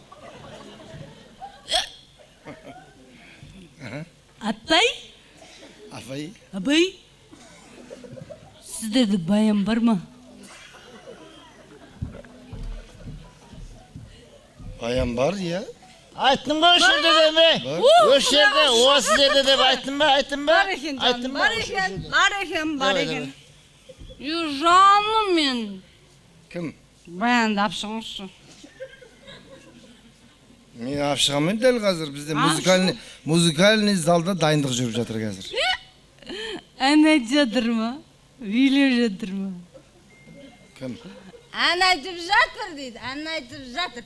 Срочно біз кетуімізді кешке 5 жарымда. Қыздар отырайын деп отырайық да, алып кете салайыншы. Отырып болған сияқтысыз ғой сіз өзі. Кімді? Шығар, уақыт жоға, кетеміз. Баян. Баянды? Мамасы мен бабасы кету, айтсын жіберсін. Кім мамасы мен бабасы? Баян. Баян. Баян мамасы мен бабасы бола ма не? Біз ғой мамасы мен папасы. Мен мамасы мен папасы. Жетім деп ойлап тұрсың ба сен? Жетім деп ойлап тұрсың ба сен? Сонда әке шешесі біз давай шығар, давай. Көп сөзді көбейді. Баян, инструмент па? Баян. Не деп тұрдың? Инструмент. Баян, Ақбаян, шығар давай. Қызыл баян бізде, қызыл баян. Бізде Ақбаян, давай шығар, сөзді көбейте бермеші. Қызыл баян. 3 жасар кішкентай бантигі бар. Ақбаян. 37 жыл болған баян. Ремені ескіріп кеткен тағат. Қызыл, құдалық қатарда 10 түймесі істемейді. Не деп тұрдың ау? Мен баян ше. Бізде вообще баян деген қыз жоқ, между прочим. Бізде аян бар, ноян бар, саян бар, қоян бар, даже бізде шаян бар. А вот баян жоқ. Сіз бар дедіңіз ғой қазір ғана. Мен инструментті айтып жатырмын. Мен қызым қайда? Білмеймін. Сіз білесіз ғой. Топ беріңіз жаңа бар дедіңіз. Жоқ, не болып қалды, тыныштық па? Өз қыздарыңыз өздеріңіз іздеп жүрсіздер ме? Таппай жүрміз ғой, сіз айтып бар дегенсін келді қойып жүрген. Неге іздеп жүрсіздер, тыныштық па? Кеше аны 8 мартаға поздравить еткен коллектив, соны іше беріппіз, азында басым сынып жатыр. Өзім апарам жата бер, өзім апарам деп алып кеткен. Білмеймін, қай садикке барсаған жоқ. Ужас. Аты бар ма ол садиктің? Жаным, аты бар ма садиктің? Аты жоқ садик болым, аты бар да бар, аты болым. Аты бар. Аты бар о. Қандай аты? Аты қандай еді? О, біз ашылдық деген садик. Ва. Тойханаға ма, бірдеңе тасып кеткен ғой, кафеге ма? О, точно айтты. Кафенің ішіндегі поварлардың қасына картоптың үстіне отырғызып кеткен. Бәле саған, бәле таппай жүрміз ғой оны. Кешіріңіз. Арақ ішіп деп қояды. Бұлар арақ ішпеген, бұлар араққа түскен сияқты ғой бұлар. Вообще ішуді тоқтату керек қой, болды ғой. Тойға апарамыз бала жағаны. Сөйтеміз де бала қалады, жайына өз жүреді. Түпіл. Не болып жатыр ал? Бытшыт шығып ауыр бөледі қазір. Тоқтату керек қондай нәрсені. Немене сендерге біздің садик проходной двор ма, әрқайсың бір кіріп кете бердіңдер ғой? Кім екенін анықтасыңдар болды. Главный соны біліңдерге хабарласам қазір. Саламатсыз. Қалайсыз? Саламатсыз ба? Не болды? Мынау коттедж сияқты еді, садик болып кеткен ба? Садик болып кеткен, иә. Қайт коттедж боламыз. Сондайлар көбейіп кетті. Мен көршімін ғой, жолдың арғы бетінде тұрамын. Бәсе қақтан көрдім десем. Қақтан көрдіңіз? Жолдың арғы бетінен. И жақтан көрген ғой. Не ғой? Не? Сіздердің садиктеріңізге келіншегін берсем бе дедім. Бізде 6 жасқа шейін қабылдайды.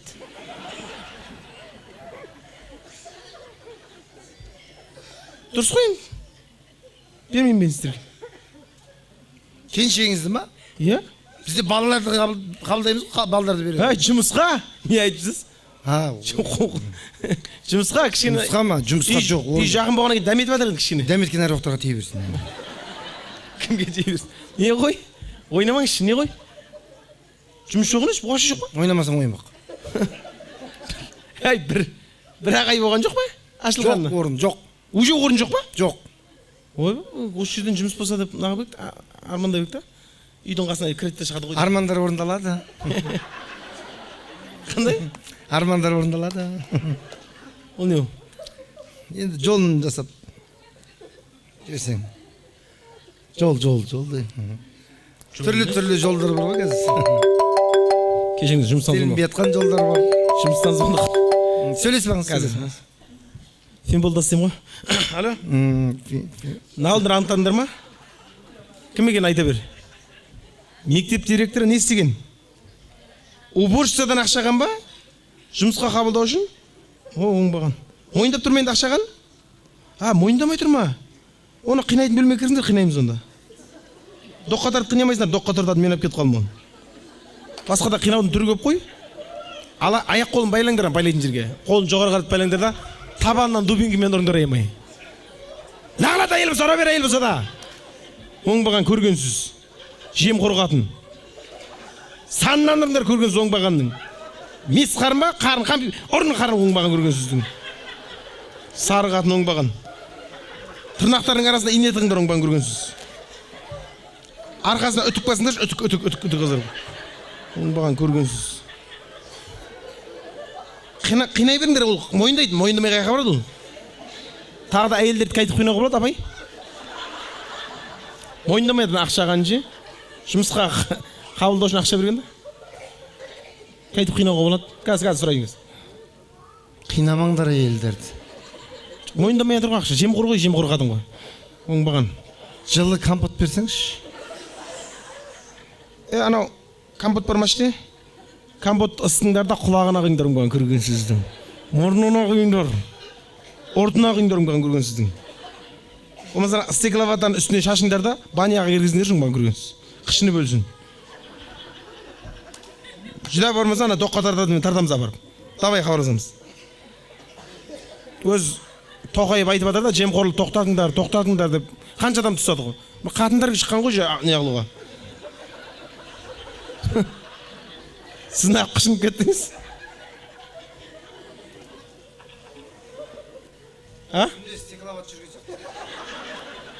Жаман. Жаңа жұмыс бар ма? Жоқ қой өзі? Бар. Қандай жұмыс? Заведующий. Заведующий бол. Диплом жоқ қой, үйде отқан әйел ғой. Ештеңе ма, диплом менде де жоқ. А сізде диплом жоқ па? Үйде. Бар ғой негізі, үйде болып просто қалып кетті. Қандай диплом? Көк. Светін сұрап отқан жоқ мен сенен. Мамандығы қандай? Мамамда да бар диплом. Дипломның мамандығы не? Диплом мамандығы? Специальность? Ветеринар. Ветеринармен садик ашып отырсың ба сен? Қозылақтарға болады деді ғой. Жарайды, заведующийдің бөлмесі қандай, жылы ма? Қандай болсын? Жылы ма? Ыстық болсын ба? Жарық па? Жарық, иә. Прожектордың бәрін жап қоя саламыз ғой. Ойындамаңыз. Болды, не ма? Розетка бар ма доққа тағатын? Ол іште.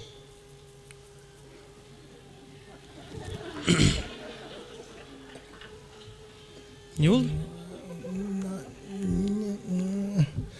Не істейсіз розетканы? Жоқ, келіншегім телефон заряд отырып қала берді, сол зарядке тығып отырады. Телефон ба? Стенаның бәрін розетка қылып бере салам ғой. Біткен кезде кіріп кете салады. Дайындап қойыңыз онда, мен келіншегімді алып келемін. Ұнаса қаламыз. Новый сотка дайындап қоямын. Өзімдікін бере салам. Айттың жамасылайын деп бар ғой, сотталып кетпесем болған еді бар ғой. Саламатсыз ба? Саламатсыз ба, иә. Иә. Не ғой, не, садик па мына жер? Садик қой, иә? Не ғой, атыңыз кім? Не амақшы мен атымды? Жоқ, енді атыңыз сұрап атқаным ғой. Биғайша. Биғайша ма? Болды. Не ғой, кім өвінасыз сіз сонда? Анау, фамилияңыз қандай деп атқаным ғой? Фамилия ма, отчество ма? Жоқ, кім өвінасыз сонда? Кім өвіна? Иә. Кім өвіна еді ме? Тасығанына. Сасығанымна? Тасымағаны. Тасығанына. Тасығанымна дейсіз бе? Тасып кеткенсіз ғой сонда, иә? Ау? Адам нересіне шығармай тұрып ма? Жоқ, не? Қай жылғысыз? Не амақшы мен жылымды? Жоқ, енді сіз енді апай деп сөйлейін ба, әпке деп сөйлейін ба, әпше деп сөйлейін ба, қалай сөйлерін білмей жатырмын да, иә? Соны сұрап алайын. Неме қарындас деуге тілің келмей қалды ма? Қарындас деуге тілім келіп тұр ғой, просто сіздің түріңіз келмей тұр ғой. Қарындас дегенге. Не ғой, қой беріңізші қысқасы.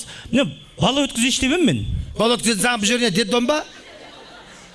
Детдом ба не мына жер? Садик, балабақша, ұлы дала балабақшасы. Баламды қабылдайсыздар ма деп дұрыстап сөйлеп үйреніңдер. Кешіріңіз. Әрқайсың бір келіп. Болды. Әрдеңе бірге айта бермей. Кешіріңіз. Кешіре алмаймын мен. Онда кешірмей ақ қойыңыз онда. Кешірем ал, не амақшын? Кешіресіз ба, кешірмейсіз? Кешірмеймін ал. Нервім шығып тұр өзім. Бала өткізейші деген ғой? Баламды қабылдайсыздар ма? Қабылдаймыз, иә. Нервім шығып тұр өзім, мен ана біреу. Жоқ, кім қабылдайды өзі? Кім қабылдайды ма садикте? Заведующий қабылдайды. Или жоқ, заведующий емес, жоқ. Методист қабылдайды. Сіз қабылдамайсыз ба сонда? Мен қабылдамаймын. Онда неменеге маған баж-баж жетіп тұрсыз тұрып алып? Қалай баж-баж жетпейсің, біреу келіп сені тоққа тартам деп кетсе? Кім тоққа тартам деген? Финпол, жай сөйле.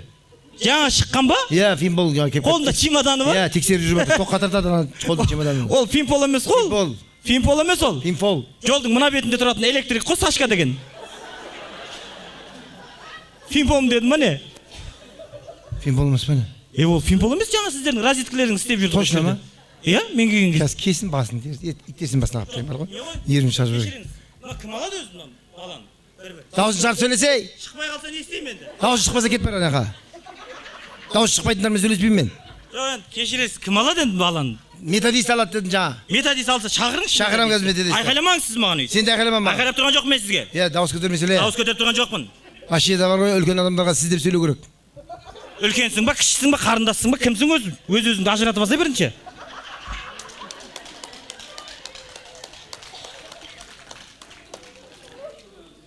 Назгүл деген келіндеріңіз бар үйде, апа? Ойбай, жолдың арғы бетіне садик ашылды, ойбай, бара қал деп. Кегем ғой соған баламды берейші деп.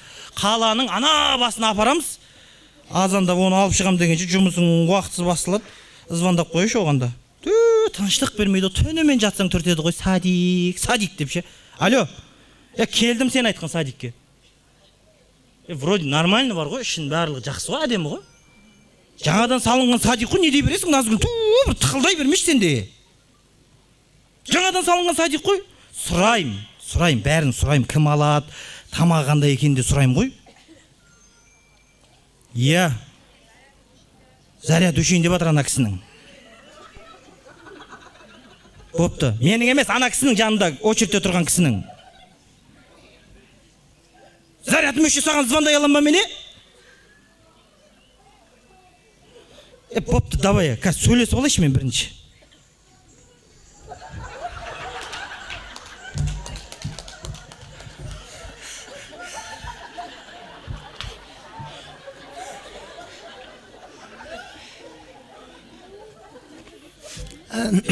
Сақырдыңыз ба? Сақырсыз ба? Несі, Құдай сақтасын, сақыр емеспін. Сақырдыңыз ба? Вызвали? Е. Вызов. Е. Девушка по вызову.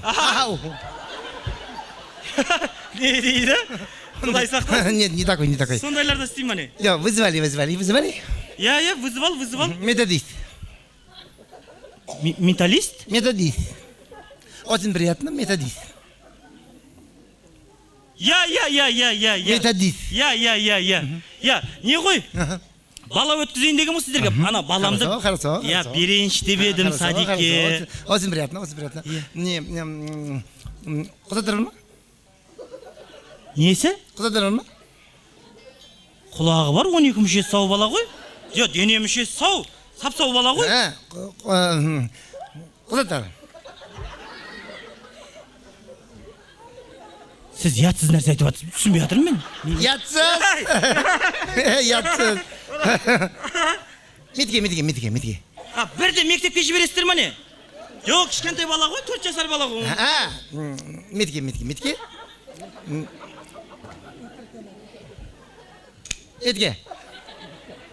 Жоқ, кітаптарын әпереміз ғой, кейін кітабын әпере береміз ғой. Удостойни. Удостойни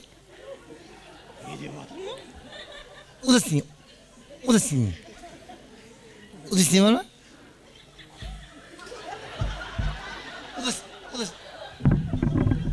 Удостойни. Аузыңыз жай қимылдадыңыз ба, ерніңізден білейін главный? Удостоверением бар. Бар, менің удостоверением бар. Удостойни кейгі жоқ. Удостойниенің кішкентай кезі. Мен удостоверением кішкентай кезін қаяқтан білемін, 18-ге толғанда бірақ алдым ғой. Қанша жаста алдың? Удостойни. 18 алдым ғой. Оған дейін не істадың? Оған дейін. Метке. Мектепте не істадым дейсіз ба?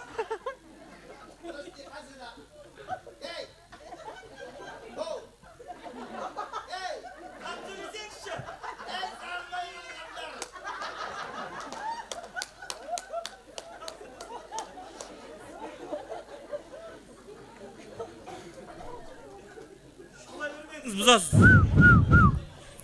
Удостойниеге дейін не істадың? Удостоверениеге дейін ба? Удостойниеге қалтаңда не дедің? Мына жақ шықсаң да істемей деген ғой. Сықылай берме айван. Удостойниеге дейін не істадың? Шоколад па? Құдайым мынаны тілін түстеді, адам бар ма жоқ ма не? Роддом. Қайттан роддомға жібересіз ба не баламды? Роддомнан туылғаннан кейін балаңды асығасың ба? Балаңды асыққан кезде не қосып береді? Памперс. Жазып береді ғой, аты жөнін жазып қойып қояды, қағаз. Метрге ма? Сөйтіп айтпайсың метрге деп. Бір сағат болды қақсып тұрғаннан метрге деп. Метрге. Бана метрге? Метрге жоқ, кешіріңізші. Мен ана асығыс кетіп қалған ғой, жаңа келіншегім ойбай ала кел, ойбай көре кел депті. Соған келген ғой, метрге жоқ. Жоқ баса немене келдің, атаң басына келдің ғой, жоқ баса. Мен бір сағат көрмесе, мен саған бір қаншама нақыда жұмыстар жүрген, қаншама компьютермен келіп, қаншама минуларын бәрі толтырып, қаншама қанша келіп отырмын, сенімен бірге салғызып, бір сағат жоқ бар деп қалдырып тұрғанда.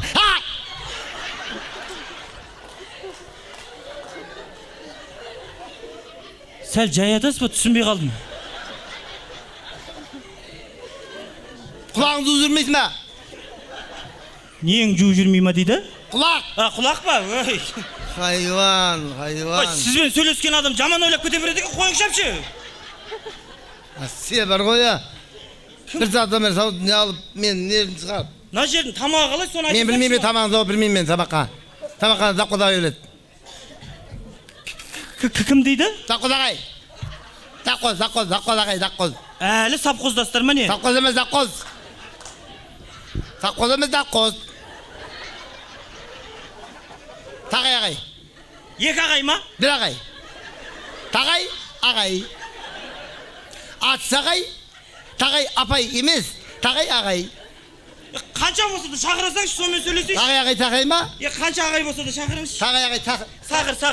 Сағыр. Ай, сағыр деппін ғой. Ne? Ау? Sen beni mazaqtısın mı? Ой, мазақтап тұрған жоқ mu?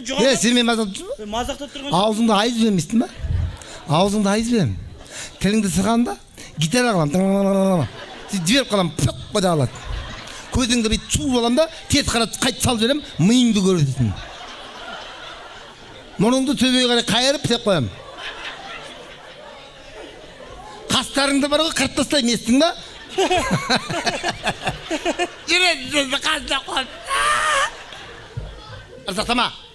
Күлгіңді күле бақма. Сақырай ма? Кім сақырам? Жаңа екі ағай шақырыңыз. Bir ағай, болды бір. Тағай ағай ма? Екі ағай деп тұрсыз ғой, өзіңізде шақырасаңыз қанша болса да. Bir ағай, тағай. Ағай. Бүкіл Қазақстан шақырсаңыз да шақырып берші. Главное сөйлесетін адам. Болып кетме, сақырам.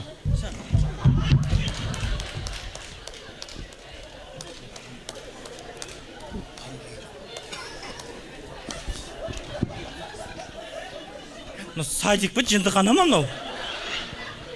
Неменеге күліп жатсыздар? Адам өз баласын бере алмай тұрсын. Маньяктар істей ма, немене көзің жоғары қаратып миың көресің деп не айтып кетті ма? Айттым соған ше, Назгүл бармай балдар жүре берсін сол жерде дейін түсінбейді ғой ше, адам жынын келтіріп ше. Алло. Назгүл тыңдашы мені, келдім ғой сен ана жеріңе. Білмеймін біреуге миымды ашып кетті ғой, операция істеп кетті маған қазір кеп. Оказывается, мен зрением нашар ма бір нәрсе екен. Білмеймін ғой, бір-біріне ұқсайтын адамдар келіп жатыр ма, түсінбей жатырмын ғой.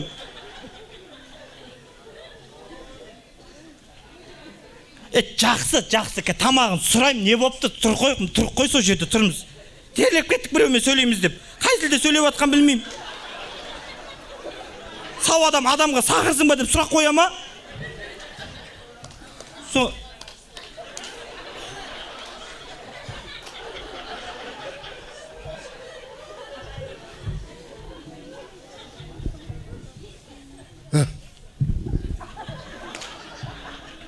Шақырдың ба мені?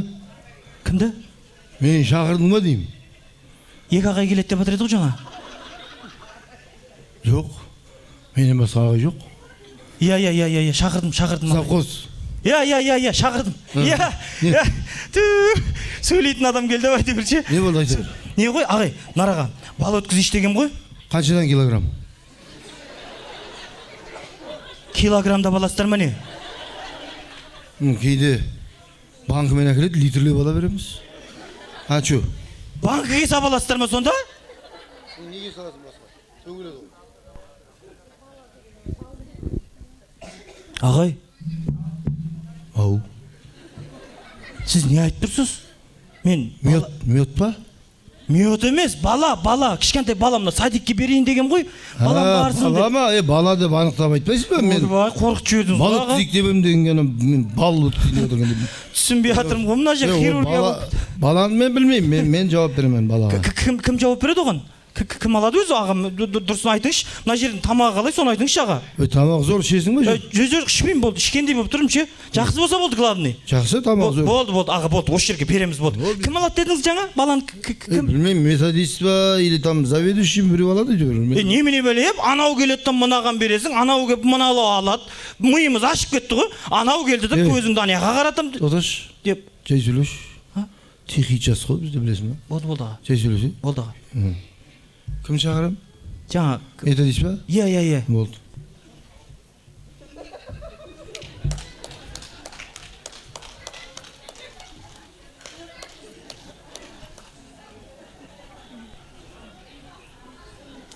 Садик па, жайбарақат жүр, әкімшілік па, түсінбедім мен ше.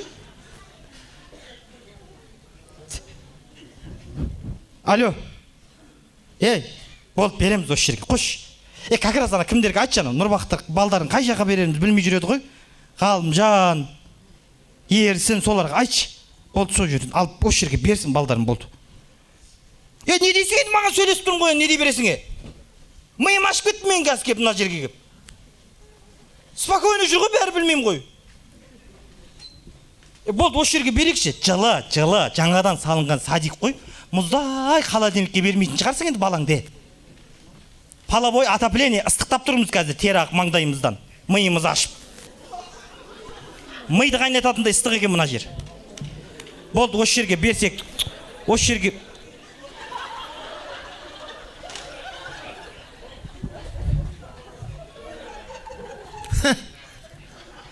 Завхоздың мұрты қап кетті ол.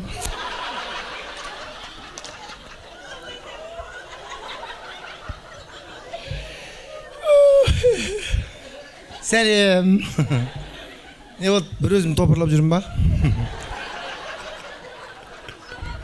Түсінбедсің ба? Мен сендерге бермеймін баламды. Просто ренжіме анау. Жаңа өзім нервім шығып тұрады. Нервім шығып кеткесін мен де сенің нервіңді шығарайын дедім да. Ренжіме, анақта няня бар, шақырайын ма? Шақырмай ақ қой, айналайын, няня. Бір айналып өзің келейін деп тұрсың ғой тағы да. Бәсе бір-біріне ұқсайды таңа оқи. Сен бар ғой ше, сотта көзің шығарам мен сен. Түрмеде шіртем мен сен, соттайм мен сендерді. Саусағын жинап. Садиктерін жабам мен сендерді. Завхоз шақырамын. Танымай тұрсың ба мені? Сау болды ғой,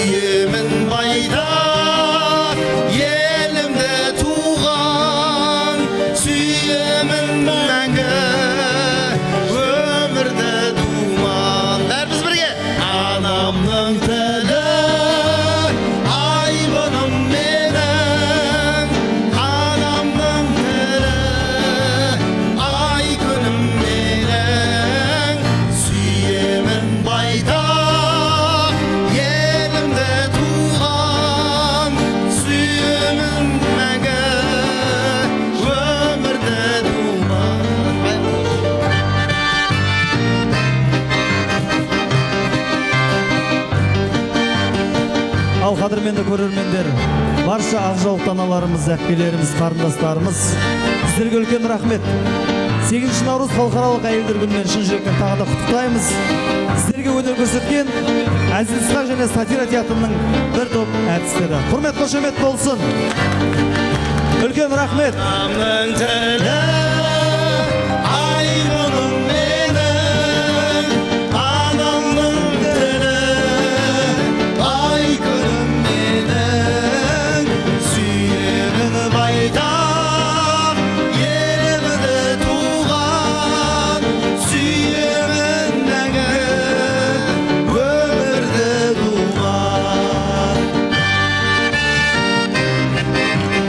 Қоштаспаймыз, келесі кездескенше дейміз. Үлкен рахмет сіздерге. Қош, сау болыңыздар, құрметті барша көрермендер. Үлкен рахмет.